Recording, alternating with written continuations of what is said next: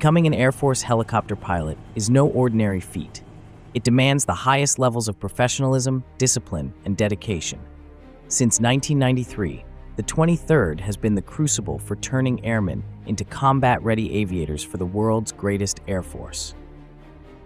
The journey begins with the academic phase. For 4 weeks, student pilots and special missions aviators immerse themselves in the intricacies of rotary wing systems and aerodynamic principles.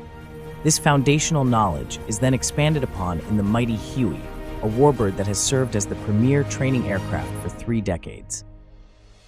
Undergraduate helicopter training is where grit is tested.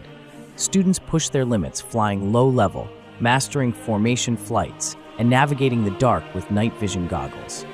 It's a proving ground for the skills that will define their success in the challenging world of Air Force helicopter operations. At the 23rd, we understand the essence of teamwork. Every graduate learns a critical skill, the ability to work seamlessly in a crewed aircraft.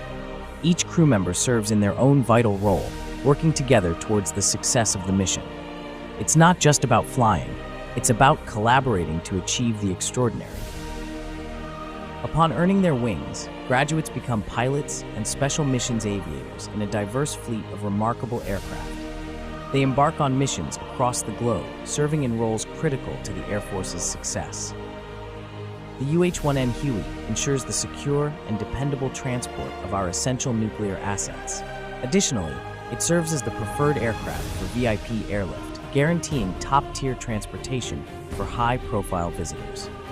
The HH-60W Jolly Green Giant II is a cutting-edge rescue helicopter that ensures the Air Force's unwavering commitment to recovering and evacuating personnel in the most challenging scenarios, embodying excellence in combat readiness and mission success.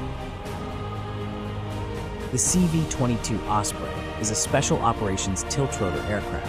Transitioning between helicopter and airplane modes, the Osprey excels in infiltration and exfiltration missions in highly contested areas. The 23rd's mission wouldn't be possible without the unwavering support of our service members, civilians, and contractors.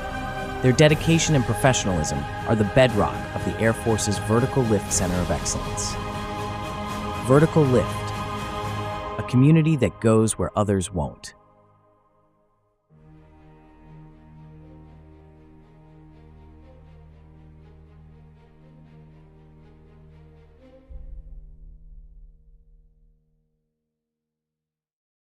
Good afternoon, ladies and gentlemen, and welcome to the graduation of Undergraduate Helicopter Training Class 2503. I am Captain Mackenzie Walbridge, and I will be your narrator for this event. Please rise for the entrance of the official party and remain standing for the national anthem and invocation.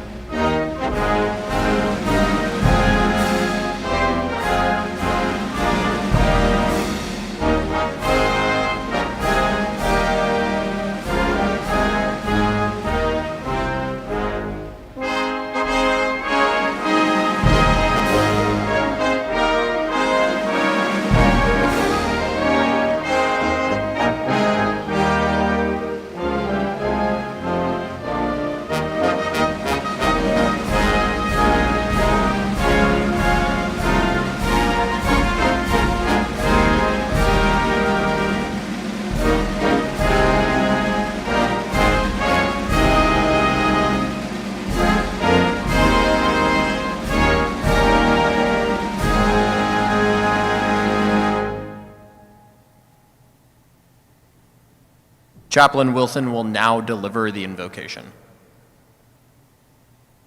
Let us pray. Most gracious Heavenly Father, a holy God, I ask, dear Lord, that you bless today's ceremony. Lord, this graduation is a time to celebrate the completion of a course. As the new chapter for 3 graduates are opened up today, Lord, I ask that you bless their steps, their family. Lord, they are joining the most elite team to fight in the sky. We thank you for them. We thank you for their service. We thank you for their dedication. Lord, bless them as they go from here. Protect them. It's in your precious and holy name I pray these things. Amen.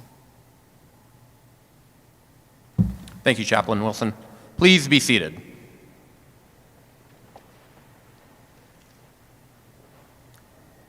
Ladies and gentlemen, I present the commander of the 23rd Flying Training Squadron, Lieutenant Colonel Daniel Coughlin.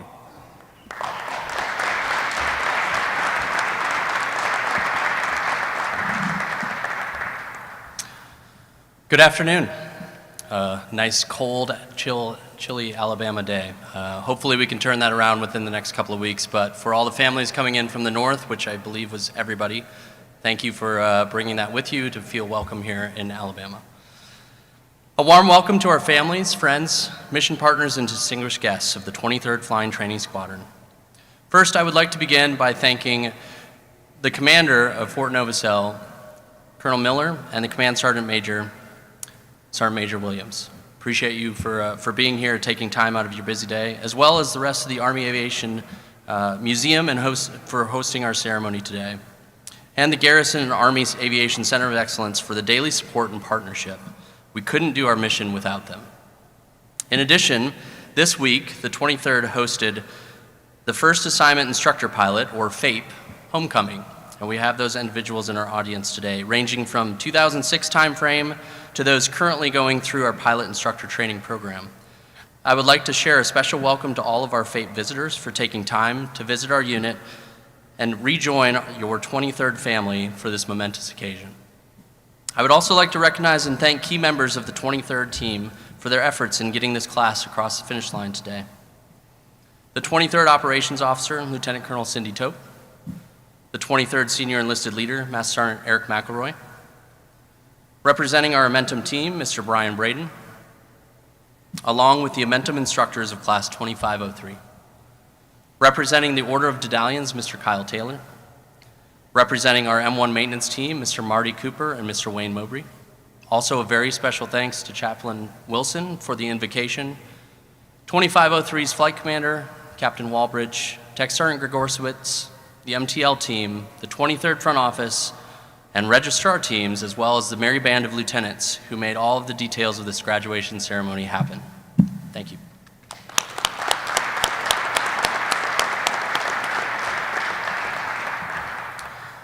The mission of the 23rd Flying Training Squadron is to train undergraduate aircrew members in foundational vertical lift operations.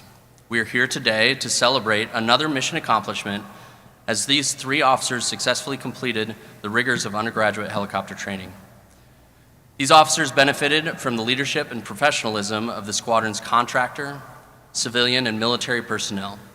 The 23rd is full of true professionals providing world-class service. At this time, I'd like to ask all 23rd FTS cadre and mission partners to stand so that we can recognize all the accomplishments. I'm looking mainly on this side right here.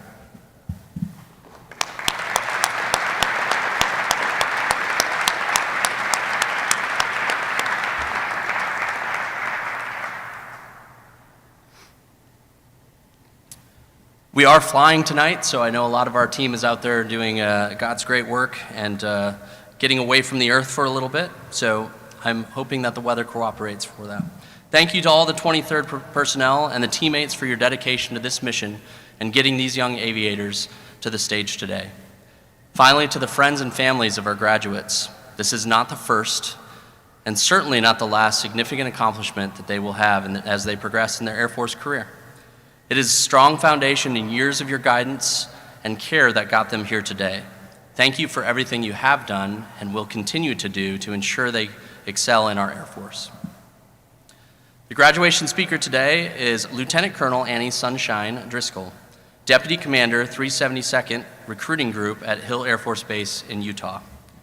Lieutenant Colonel Driscoll assists the 372nd Group Commander in directing the recruiting activities of 785 military and civilian personnel in 9 squadrons geographically separated across 24 states and the Indo-PACOM area of operations.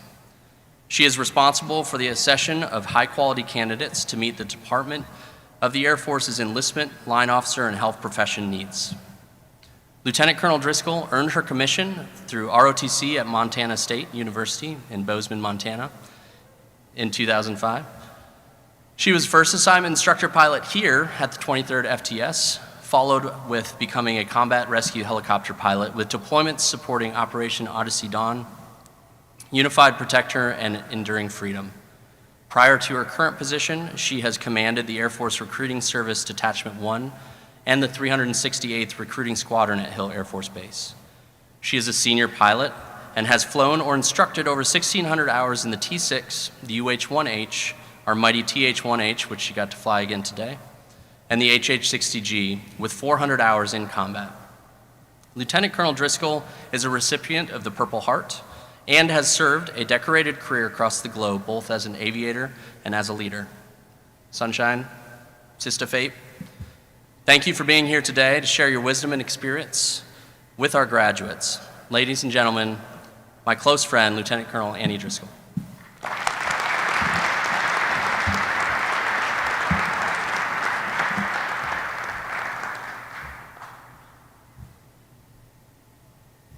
All right, thanks everybody for having me here.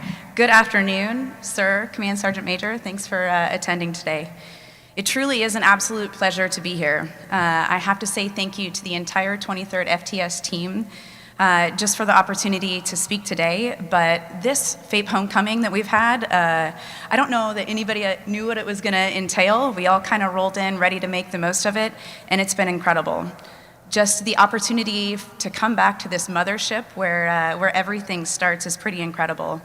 And I know that everybody that's had an opportunity to sit in those 3 seats up there, sit in that front row, every time you walk into this museum, you look around, you can remember exactly how it felt the day that you were there. You know exactly who is sitting on the left and right side of you, and it makes you think back to where they're at and everything you've accomplished. It's pretty incredible, so thank you for that opportunity. Thanks, Coach, for asking me to be here today. I know that General Slife was a close second, but luckily I was able to jump up and beat him to the punch. And thank you, like Coach said, to the men and women, the 23rd Flying Training Squadron, and all of the mission partners.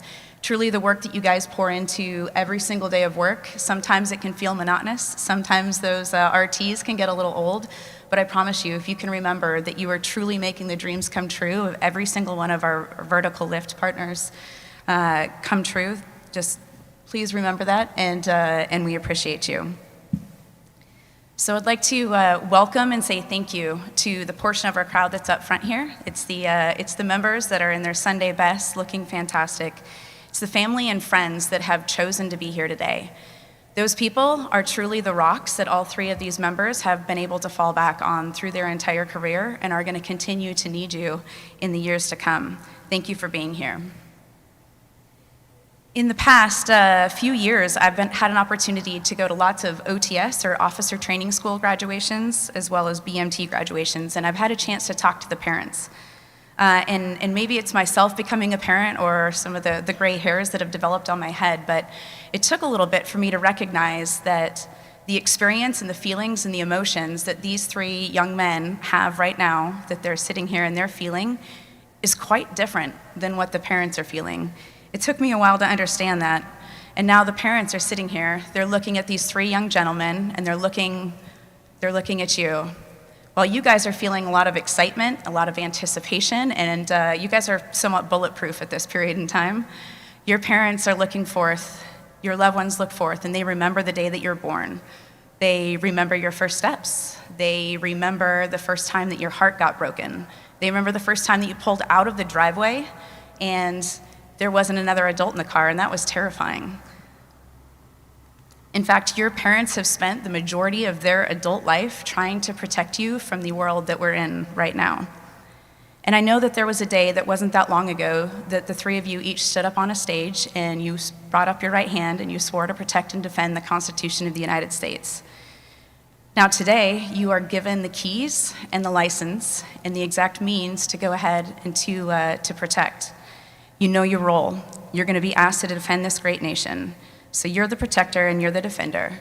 And for the parents, I know that this is a confluence of realities that's met with a lot of emotion. I understand that. So hear me when I say this. Thank you. Thank you for the rock that you placed underneath each and every one of these gentlemen. It was integrity, service, and excellence, and that's exactly what postured them to be able to get to where they're at today. I can promise that as we continue to adopt them into the Air Force, we're going to grow them, we're going to enrich them, and they're going to become stronger and better for it. The training and the support that they have is second to none. Their futures are rich and their futures are bright, and they have you to thank to get them there. Okay, next my comments are focused towards the graduates. Most Air Force briefings you're going to have 3 points. This is no different. I have 3 points and then an ask. This is the very beginning. My first point is you need to master your craft. There's not going to be a time in your career that's going to feel more overwhelming and a little bit more scary, a little bit of trepidatious than the first time that you walk into your first operational squadron. You're going to walk through those doors and you're going to have so much hope and a lot of nerves that are riding on those first steps. 3 things you need to do. You need to study, and you need to study some more. This is the time for you to just commit to learning every facet of that aircraft that you possibly can. Because I can promise you that there's a time that you're going to be forced to fall back on purely training and instincts.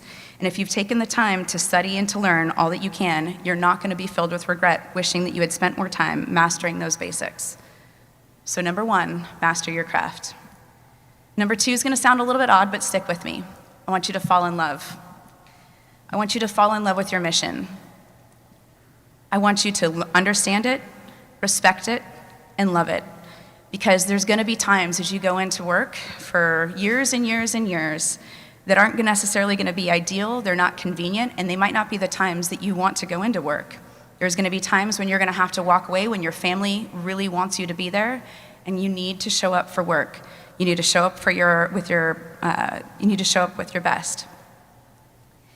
When you cross through the door of the squadron and you're surrounded with a team of people who are like-minded and truly love their job, there's absolutely nothing that you can't tackle, even when you're in the suck.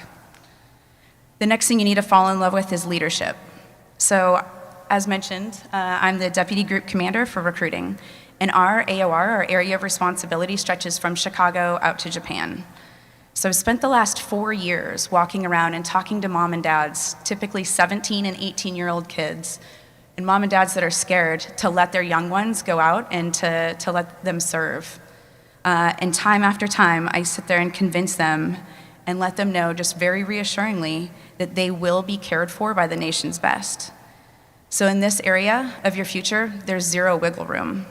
You have to be fully committed to being an officer and a leader. You have to be committed to these tasks at all time. You're going to have people that are going to be around you the minute that you show up at your first squadron. I need you to commit to them. You need to know what makes them tick, what makes them laugh, what scares them. I challenge you to be vulnerable and to share the same about yourself. I want you to become a family. Hold each other accountable and make sure to celebrate their wins. General Welsh, retired, says it best. Leadership is a gift that's given from those who follow. You need to recognize the difference between leadership and power. And you need to know how to balance those 2 things. One of them is going to be handed to you positionally, and as the other I said, it is truly a gift. You want to be the person who's followed even when people don't have to. So fall in love. The 3rd thing, expect the unexpected. I spent 2 years working at AFPC helping people manage assignments in their careers. Time after time, people would show up with a roadmap of exactly how their career was going to go. And the only thing that I can promise you is none of those careers that were mapped out ever worked that way. Rather than taking the energy and trying to map out exactly where you're going to be, at what time, what assignment you're going to do, what position you're going to hold, take that energy and pour it into the task that your leadership's asking you to do. Please just spend that energy trying to kill every small, seemingly menial task that might come your way. Some of them are going to feel overwhelming. Spend the same amount of energy trying to knock that down. Please don't burn bridges. The teammates that you've seen graduate in front of you, the classes ahead of you that were sitting in those rows, and the classes that are sitting behind you that have yet to have their opportunity to sit in that row, those are your teammates. Those are your teammates you're going to see time and time and time again. In your future, you guys, while different MDSs are going to go to different locations, I promise you, your paths are going to cross. This week is an incredible opportunity to see exactly how that happens. All of us that were here together have all separated, and we've come back. Those people will open doors for you, those people will help you, and those people will lift you up when you need it. That is your team, so invest in them now. So we said you're headed out the door to go learn this new aircraft. You're going to master it. No one knows exactly when or who with our next fight will be. Between now and then, there's a few things that we can count on. We know that the technology and the capabilities are going to grow. We know that the battleground is going to change, and we know that our enemy is also growing and trying to change. What this next fight is going to look like is totally unknown, but because you've taken the time to master your craft, you've fallen in love with your mission and the people that support that mission, you're going to be prepared to lead through any challenge. So therefore, the unexpected should not scare you. You can rise to the fight, and you will win. Okay, so the last thing is an ask. I'm going to ask you to go over the weekend, take some time when your family has finally started to head back, probably Sunday night for most of you. It sounds weird, but I want you guys to email yourself. I want you to email yourself to your work email, and I want you to send yourself a message that talks about how you felt today. I want you to email yourself who supported you and helped you get to this point in time, and I want you to spend some time and write out who it is that you want to be. Who's the man that you want to be, who's the officer that you want to be, and who's that pilot. Those are 3 different entities. Set some goals and tell yourself, who is that person that I want to be in the future? When you guys get to Kirtland, that's realistically the next time that most of you will decide to check your work email, and that's perfectly acceptable. Go ahead and open that email. When you open it up, I want you to set an annual recurring event with it. So every single year and you have it set for today, every annual anniversary of when you got your wings, that email is going to pop up. And that should provide you an opportunity to look at it and see if you're becoming the person that you wanted to become. I hope that one day, when you get the chance to walk through these doors and you get to stand on this side of these seats talking out, that you could look back and you know exactly who you wanted to be, and you can feel proud of the fact that you didn't waver in getting there. Captain Sherwood, Lieutenant Tommaso, Lieutenant Vaughn, congratulations on this momentous accomplishment. Know that you didn't get there alone, so take some time, pay gratitude to those who got you here, and please pat yourself on the back. Go out, let's conquer, lead, and for God's sakes, have some fun. You guys picked a really great way to spend your career, and I can promise you that. I'd like to get out of the way now because I think I'm the only obstacle standing between you and your wings. So congratulations, Class 2503. Get after it.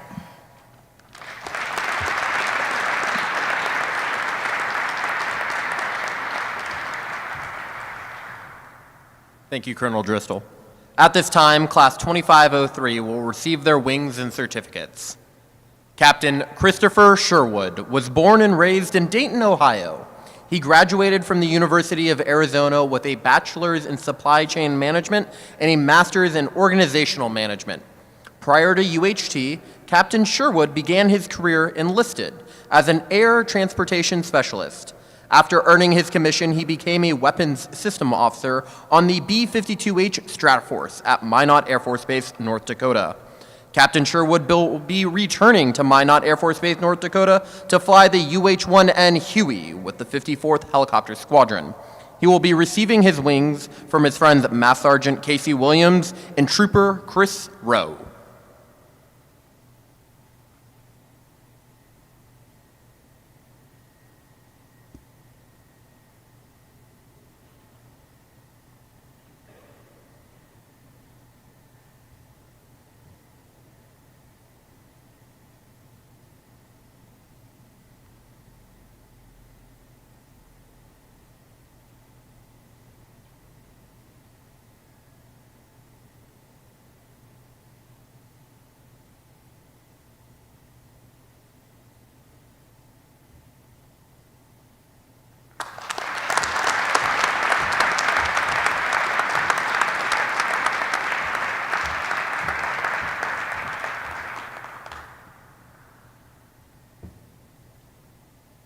First Lieutenant Matthew Damaso was born and raised in Naperville, Illinois.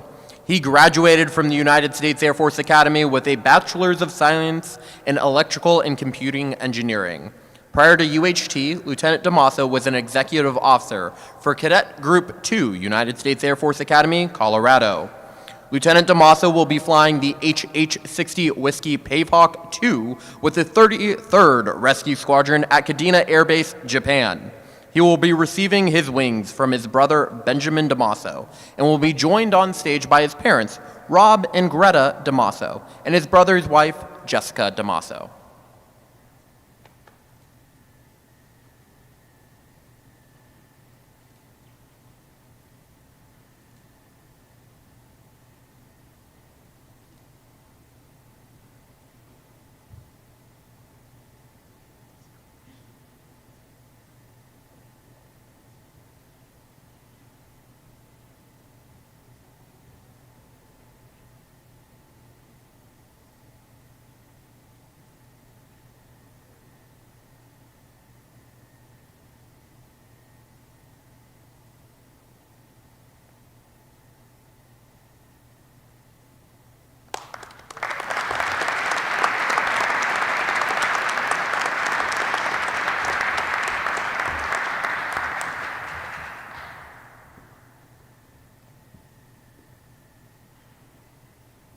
Second Lieutenant Brendan Vaughn was born and raised in Chicago, Illinois. He's a graduate from MIT with a Bachelor's of Science and Master's of Science in Nuclear Science and Engineering. Prior to UHT, Lieutenant Vaughn was a research assistant at the Bagliato CFD Research Group, Cambridge, Mass. Lieutenant Vaughn will be flying the UH-1 helicopter with the 1st Helicopter Squadron at Joint Base Andrews, Maryland. He will be receiving his wings from his parents, Kevin and Christina Vaughn, and his brothers, Aiden, Shane, and Owen. He will be joined on stage by his wife, Maddie, and his family.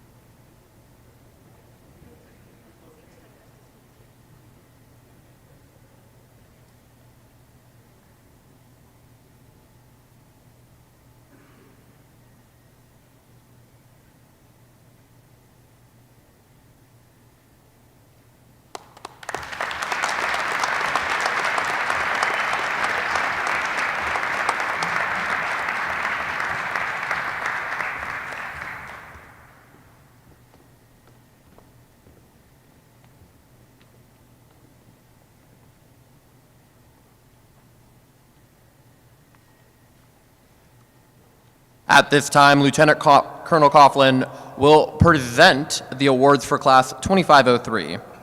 The Military Leadership Award is an award based on military bearing, integrity, leadership, professionalism, and dedication. Each student in the graduating class, along with the staff of the 23rd Flying Training Squadron, provides their input to the commander. The commander then selects the most deserving student for this award. The recipient of the Military Leadership Award is Captain Christopher Sherwood.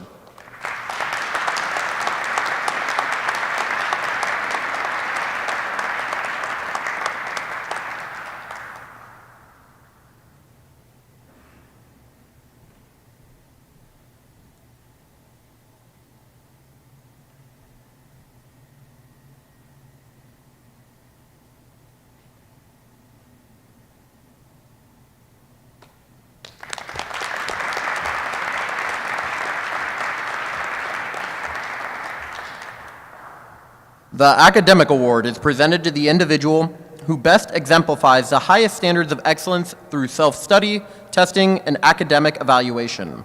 The students are tested in 6 demanding subject areas. The recipient of the academic award is Lieutenant Brendan Vaughn.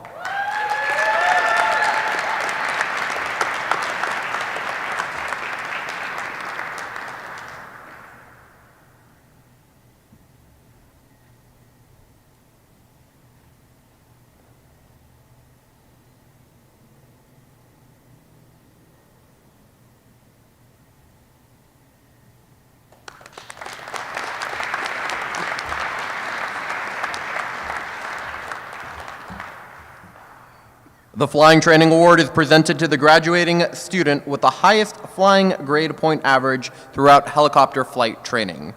The recipient of the Flying Training Award is Lieutenant Matthew DeMasso.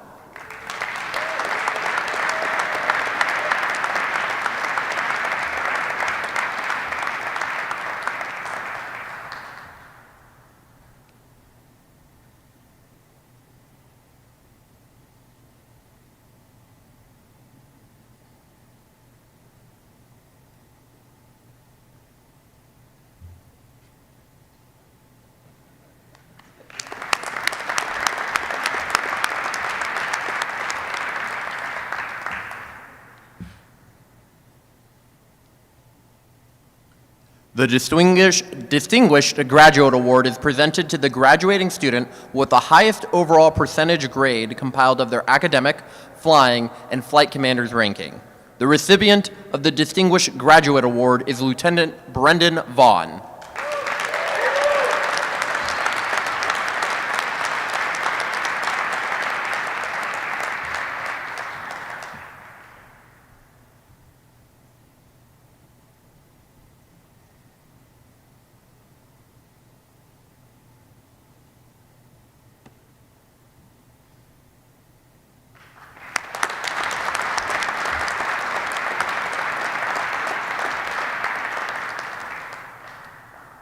At this time, the Dedallion's Silver Wing Flight Representative, Colonel Retired Kyle Taylor, will come forward to present the Order of Dedallion's ATC Commander's Trophy. This award is given to a graduating student who clearly demonstrates superior airmanship and those several qualities unique to Dedallions. The recipient of the Order of Dedallion's AETC Commander's Trophy Award is Lieutenant Brendan Vaughn.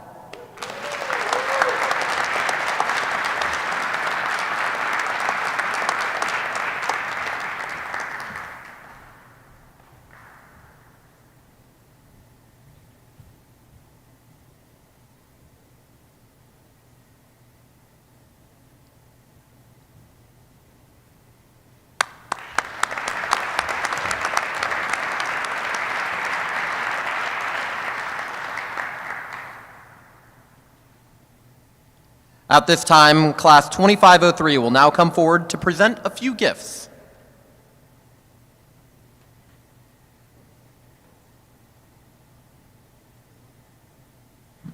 All right, we set a record for our drop night, 13 minutes, trying to be in and out, so they're going to keep this short and sweet. For the first gift, I'd like to present to our guest speaker. It is going to be a model. She wasn't here when we had the Fate Bird, so I wanted to make it a point to ensure that she had something to remember it by. So we brought this for her, custom made, and I hope it looks good on a shelf.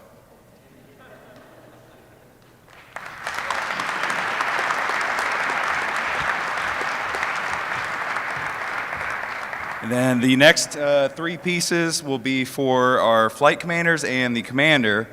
Just something to remember our class by. We got some decanters and glasses. We know it's stressful dealing with us throughout this training, and this is going to be something that might be useful down the road. We'll leave it at that.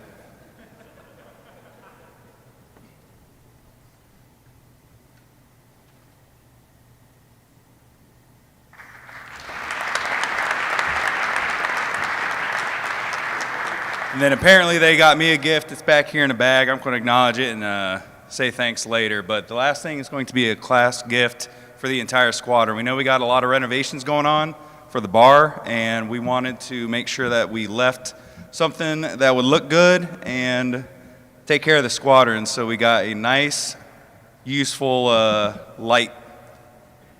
We won't say what kind of light it is.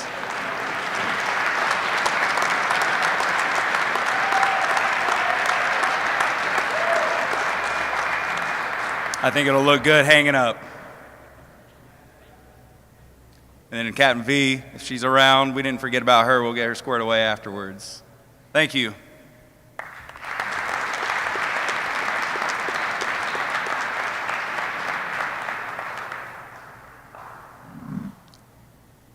Ladies and gentlemen, I present to you the United States Air Force's newest helicopter pilots undergraduate helicopter training class 2503.